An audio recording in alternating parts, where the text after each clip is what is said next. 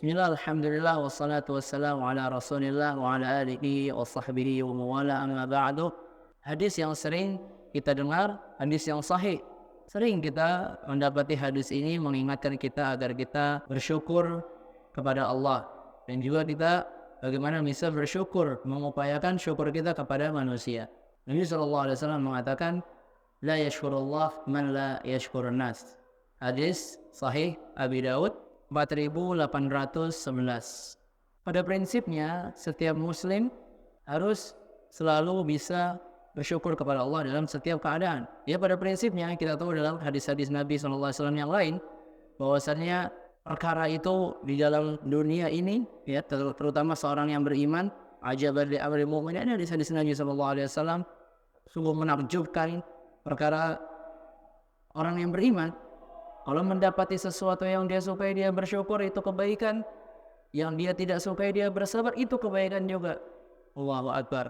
Ya, makanya kata para ulama, perkaranya itu kehidupan seorang mukmin, ya, hidup di dunia ini hanya dua. Ya, hanya dua. Setengah-setengah. Apakah itu setengahnya kesabaran atau bersyukur? Kalau tidak ada keduanya akan sulit. Ingin melakukan kebaikan, tidak sabar, sulit. Mendapati sesuatu yang tidak dia sukai, dia tidak bersabar, sulit.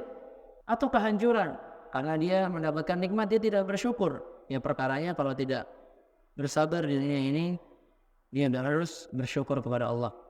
Prinsipnya kemudian, seorang mukmin, seorang muslim harus selalu bisa mengupayakan syukur kepada Allah Subhanahu wa Ta'ala dalam setiap keadaan. Dan konsekuensi dari agar orang tersebut dikatakan bersyukur kepada Allah, dia harus bisa bersyukur kepada manusia. Ya, maka Nabi SAW mengatakan la yashkurullah man la yashkurun nas. Tidak bersyukur kepada Allah siapa yang tidak bersyukur kepada manusia. Hadis ini memiliki makna-makna yang dipaparkan oleh para ulama yang patut kita ambil faidah-faidahnya. Ya, Masya Allah, kita akan mencoba menerangkan beberapa makna tersebut. Yang pertama adalah Allah Subhanahu wa Ta'ala tidak menerima syukur dari orang yang tidak bisa bersyukur kepada manusia. Karena seseorang ini kebiasaannya memang meremehkan nikmat yang ada dari manusia, sehingga dia tidak melihat kenikmatan tersebut. Ya, walaupun dia dikatakan, oh saya bersyukur kepada Allah, karena perkara ini kata para ulama memiliki keterkaitan. Kalau bersyukur kepada Allah berarti bersyukur kepada manusia, harus bisa berterima kasih kepada manusia. Makna selanjutnya, bahwasannya kalau seseorang memiliki kebiasaan kufur terhadap nikmat hamba Allah, ya, nikmat orang, dia akan terbiasa kufur dengan nikmat yang lainnya. Karena nikmat yang dekat dengan dia tidak bisa melihatnya, tidak bisa mensyukurinya. Bagaimana nikmat yang datang dari Allah, ya, yang kadang seseorang perlu merenungkan, ya, perlu melihat dirinya. Bahkan kata Nabi SAW, melihatlah kepada orang yang di bawahmu. Allah tazzaru ni'matallahi alaikum, agar kalian tidak meremehkan sedikit pun nikmat Allah. Harus direnungkan, butuh usaha.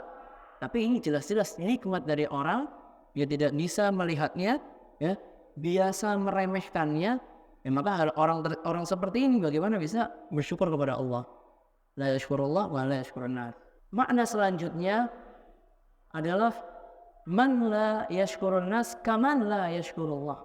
Yang tidak bersyukur kepada manusia, tidak bisa berterima kasih, mengupayakan syukur kepada manusia, seperti orang yang tidak bisa bersyukur kepada Allah, seperti orang yang tidak bersyukur kepada Allah walaupun dia mengakui dirinya, oh saya bersyukur kepada Allah. Ya, adapun si fulan memberikan saya, yang memberi kebaikan kepada saya karena dia ingin seperti ini seperti itu, ya tidak mau, ya, bersyukur kepada manusia, maka dia seperti tidak mau bersyukur kepada Allah.